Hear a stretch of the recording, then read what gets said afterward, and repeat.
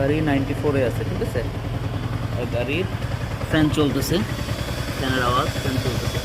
তো আপনি এই অবস্থায় কখনোই স্টার্ট বন্ধ করবেন না যদি না আপনি অনেকক্ষণ চালায় আসছেন, মাত্র চালাইছেন তো ঠিক আছে, তাহলে কীভাবে আপনি ফ্যানটা গাড়ির স্টার্টে রেখেই বন্ধ করে ফেলবেন। 94-এ আছে গাড়ি, হালকা হালকা করে পিক আপ দিচ্ছি,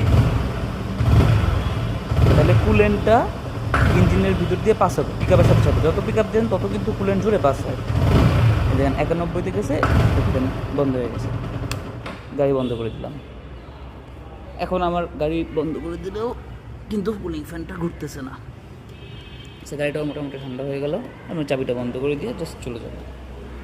এই এরকম সিম্পল কিছু ছোটো ছোটো হ্যাক আছে যেটা R15 চালাইলে বা MT চালাইলে আপনাকে দেখতে হবে, তাহলে গাড়ি অনেক বেশি লংজিভিটি হবে, অনেক লম্বা বয়স পাবে। আমি প্রায় 40-45 হাজার কিলো চালাই ফেলছি R15 আর MT। এইটা বয়স বেশি না, এটার বয়স 5,000 কিলো।